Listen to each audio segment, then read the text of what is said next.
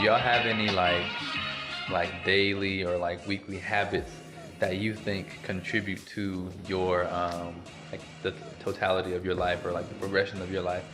And maybe that's reading or like meditation or like calling your mama or Yeah. whatever. What y'all think?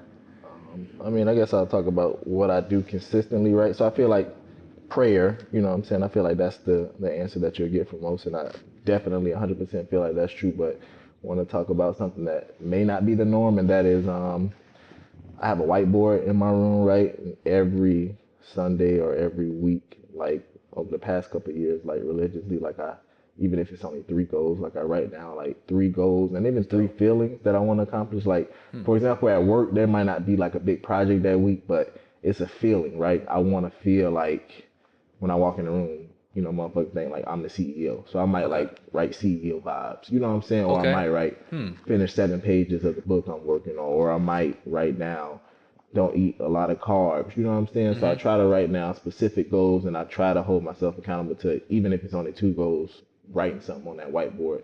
And I feel like, I'm superstitious and law of attraction and the universe speaks to you and all those things. I really believe that. Yeah. So I really feel like when you write something down, right, when you take it out your head and put it onto, canvas or That's real. paper or Yeah. in a notepad, I feel like that shit is really written, you know what I'm saying? So Hello.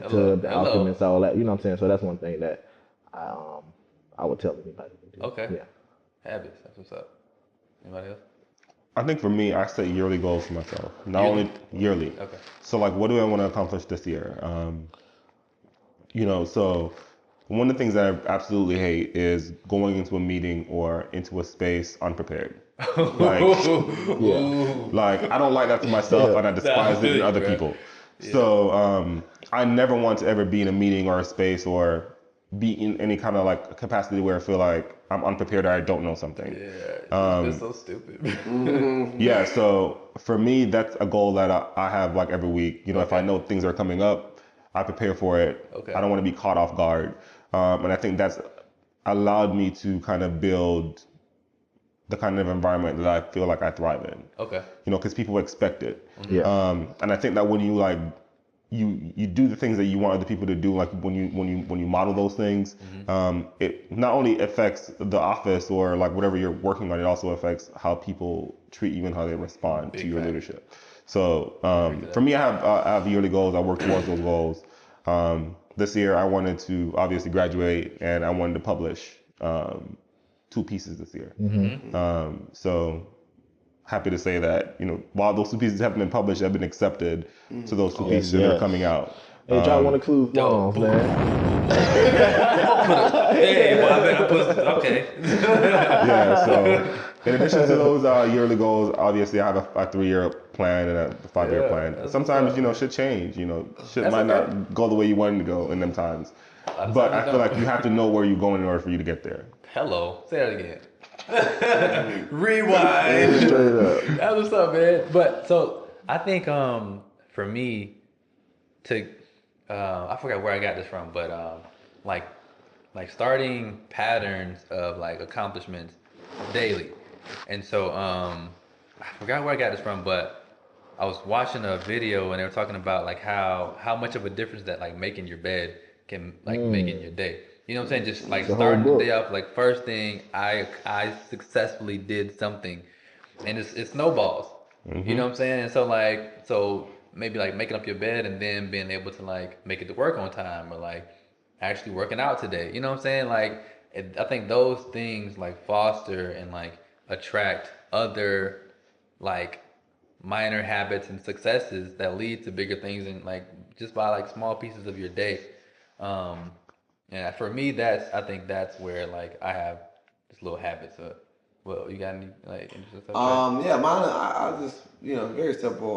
One of the things is I have a little journal that I write in. It's not a daily thing, but more of just let's just say a weekly or sometimes a monthly thing. Just writing down how I'm feeling, what I've been going through, just to kind of document things. Yeah. But also, I like to use that as like my creative space of where I want to go, writing down exactly where I see myself 5, 10, 15 years from now, just to get it on paper so I can see it. And all that I want to accomplish, I don't care how far fetched it is. I write it down in my little journal because I want my brain to click. It's like, okay, this is something that's possible because my mind is on it. And what that has done, it has, the law of attraction has created an environment for me or for my brain to look for opportunities so that whatever I wrote down in the book to come to fruition. So I do that all the time, and, and and wildly enough, like, for example, this thing hasn't happened yet, but for example, it's kind of far fetched, but I eventually want to get it filmed, right? So, I've written down in my little journal that I want to work with Will Packard one day. I don't know if y'all know who Will Packard is, but he's a successful producer. That's very possible. Bro. Yeah. He's a successful producer, blah blah or whatnot. I think we all know who Will Packer is. I'm talking to our audience. But it's kind of far fetched to work with him. But at the same time, how the law of attraction works, I want to show y'all something real quick. Go ahead, man. I want to show y'all something real quick. I think it's there. How the law of attraction works. Recently, my girl, she does a little consulting on the side, and she basically got paid by, who was that? Will Packer. Will Packer, right? Will Packer. Yeah. Ain't that crazy? That's Will it. Packer. That's Will. That's Will. It's in the house now. Hey, So it's like, man, like, the law of attraction is real. Like, I want to make sure I'm putting in the universe things that I think is possible. Even if it's not possible, even if it seems like it's impossible, I want to write it down because at the same time, I think that it can eventually come to fruition. So that's one of the things, using my little journal. And then second, AD talked about prayer. Toss up. AD talked about prayer. So it's like, I want to be a walking prayer machine. I don't never want to like leave God's presence. You know what I'm saying? Mm-hmm. Like I always want to be in His presence, no matter what. Even when I'm doing things that aren't of God, or good or bad. I do that as well. So I want to make sure that I'm always constantly, thinking of Him or whatnot, because He is always with me. He's Alpha and Omega. So that's one of my things as well. Even when I feel like I'm in trouble, it's not like, oh man, let me pray now. I'm always talking to Him. Mm-hmm. So it's kind of like with me doing that, I feel like I'm fearless in a sense, because I'm like, oh, He's always with me. So I want to get through this no matter what. So those are like, those aren't daily things, but those are some things that I'm kind of always conscious of. I'm always kind of working with. So. Okay, yeah, I appreciate that, bro. Go ahead. One of the things I want to ask real quick is about like mental health, I guess. Like in order for, like, we talk about the success and like the things that we do every day and how to get there, but I feel like sometimes that takes a toll on how like our mental health. So like, what do we do to make sure that we're taking care of that we have time for self-care, that we're making sure that like our mind is where we need it to be in order to accomplish that. Bro. For me, bro, I think for my story, mental health really became a priority for me when I got fired. I think a lot of people don't know I got fired. But after that happened, bro, like, I think the way it played out, it happened the way exactly how it was supposed to happen. That's when I really learned to put myself first. You know what I'm saying? Like, over, like, like I have a job, or I work with this organization, whatever. But at the end of the day, I need to make sure that I'm okay. And if I'm gonna be my best self, I really need to make sure I'm okay. You know what I'm saying? And so, like, really taking the time out to be like, all right, like, Kev, like, how are you feeling? You know what I'm saying? Like, do you need to take a day off? Because if you feel like you need to take a day off, then like, take a day off. You feel me? At the end of the day, like, it's your life. You only get one of them. You know what I'm saying? And doing little things to make myself happy. And like, we get feelings of like unhappiness sometimes, like doing stuff that you really just don't want to do. You know what I'm saying? I feel like it's okay to be like, I don't want to do that. You know what I'm saying? Or like, say no. Yeah, just straight up saying no, bro. Like, and we feel guilty sometimes, bro. But like, you gotta put yourself first. It might be something as small as like, you don't feel like going out with your friends one night. You want to take the night to yourself. Like, it's okay to be like, nah, bro. Like, I'm not feeling it tonight. I'm gonna vibe at the crib, maybe with the old lady, Netflix, whatever. Pop some popcorn and call it a day. Clock out. Like, I feel like those things are important, and those are the things that I think lead to you being your best self for everybody else too. Now, you know what I'm saying? You start with you, and then you can better take care of your neighborhood. Yeah, I think about like my mom and like my aunts and them, you know, like who work regular blue collar jobs, and they don't have the opportunity to just like They do not. take a day. They'll be You know, gone. like like you stressed out, you go to work regardless. You got to go because your bills got to get paid. Exactly. You know, and we think about the spaces where we're at right now, where you know, if I don't go to work, I still get paid. You know, like, Exactly. Set up differently. you know, so I have the opportunity where I can be like, you know, I don't like I feel mentally drained today, so I think I'm just gonna stay home today and just like chill. Wait, so would you consider mental health to be a privilege?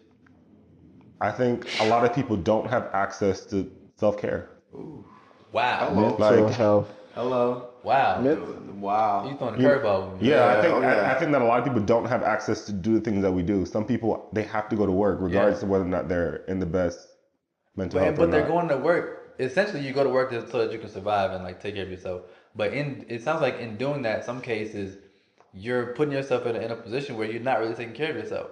Sometimes going to work is the cause of your It's a mental health. double-edged sword. It's the cause of, like, Circle of yeah, death, you know, bro. like, yeah. So, certain that's a strong people don't have that opportunity. So I think we got to be intentional about it. Really intentional. Yeah. That's a real good point. That's a good Wow. point. Double-edged sword.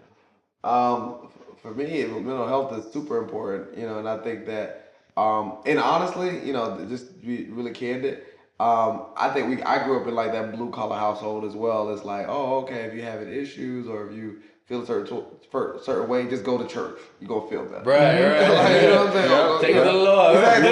Like, okay. And then you Lay just it go on to his doorstep. exactly. To the altar and leave them there, right? You don't got $50, but you won't have it after church. I used to like, and that's one of those ideas that I always challenge. It's like, oh, okay, you know, just in the church, and then I always analyze things, and I'm looking like, and I went to one of those hood churches too, and I'm looking at the pastor, and I'm looking at the people in the congregation. I'm like, I don't really want to follow them. I was like, They just hit you like, you know what I'm saying? Because they're the messengers. And I'm like, they're the messengers. Sometimes I'm getting lost. It don't matter what the messenger look like. You receiving the message though? So you should Talking to him. So I started thinking like, okay, so church, you know, really isn't getting me like that level of peace of mind or that mental health that I'm looking for.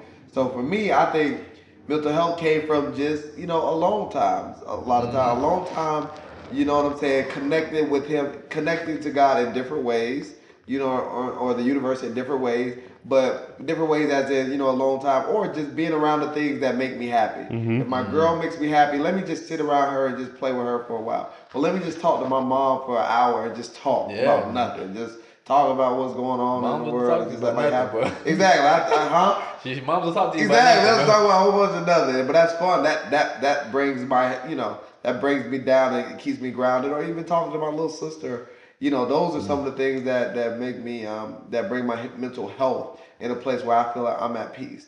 You know, and you know, it's crazy to say that. Sometimes it's not going to church, but how many people think that? How many people say, "Oh, okay, I want to go to church and you're gonna feel better," or you know, so and I don't look for therapists or anything like that. You know, But it would be okay if you did. I know if that was the case, yes, of course. I'm not that far, but I'm just saying like when I need. I don't feel like you have to be far to have a therapist. That is true. Yeah. That is Like, you true. know, I'm not saying. so don't put that out there. Listen, I'm not throwing it out. Listen, I'm pro-therapist. It's okay for black men to go to therapy. I am pro-therapist as well. I'm not saying I'm not. I'm just saying at this point, I don't think it's.